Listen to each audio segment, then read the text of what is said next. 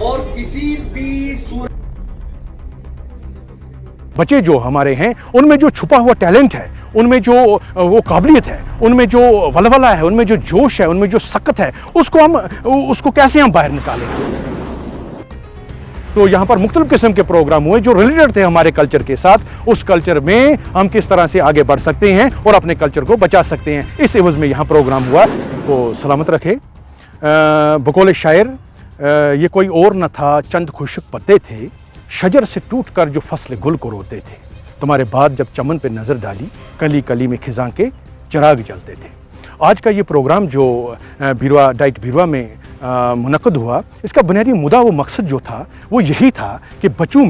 ہمارے بچوں میں جو ٹیلنٹ ہے، اس ٹیلنٹ کو کس طرح سے باہر لایا جائے، اس میں کس طرح سے جو ان میں کمی پیشی ہے. بنیادی مقصد جو یہ تھا کہ ہم آن گوئنگ جو اسکول گوئنگ چلڈرن جو ہمارے ہیں، بچے جو ہمارے ہیں، ان میں جو چھپا ہوا ٹیلنٹ ہے، ان میں جو وہ قابلیت ہے، ان میں جو ولولہ ہے، ان میں جو جوش ہے، ان میں جو سکت ہے، اس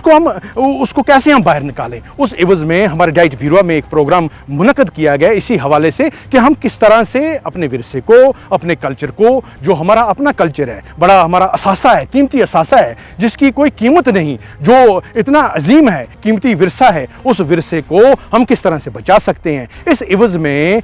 ہمارے محکمہ ڈپارٹمنٹ نے، جو ہمارا ایجوکیشن ڈپارٹمنٹ ہے، اس کے ذریعے سے ڈائٹ بیروا میں یہ پروگرام منعقد کیا گیا. اور اس کا بنیادی مقصد یہی تھا، مدعا یہی تھا کہ ہمارے جو اسکول گوئنگ چلڈرن ہیں، ان میں جو ٹیلنٹ ہے، اس ٹیلنٹ کو کس طرح سے ہم باہر لا سکتے ہیں، کس طرح سے ہم پلیٹ فارم اس کا ہم دے سکتے ہیں تاکہ وہ اپنے ہنر کو کیسے باہر لا سکتے ہیں، ان کے اندر جو چھپا ہوا ہنر ہے اس ہنر کو کیسے باہر لا سکتے ہیں. اس عوض میں پروگرام ہوا، یہ فوک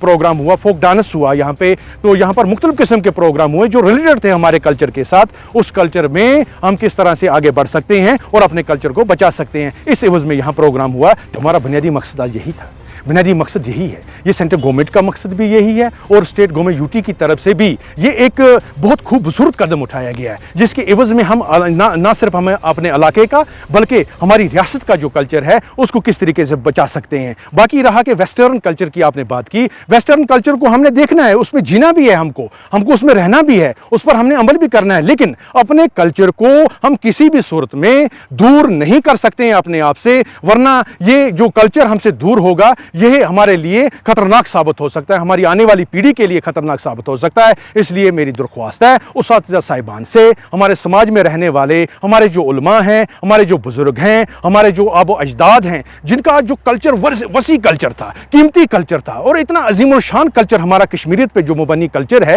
اس کی جتنی بھی ہم تعریف کریں وہ کم ہے. کیونکہ آپس میں جو ہمارا جو پیار ہے، ہمارا جو اخلاق ہے، آپس میں اٹھنا بیٹھنا بات کرنا سلیقہ طریقہ، وہ واقعی فخر کے لائق ہے. اس لیے میری استدعا ہے ہمارے بچوں سے، ہمارے نوجوان پود سے کہ وہ اور اساتذہ صاحبان سے اور سماج میں رہنے والے تمام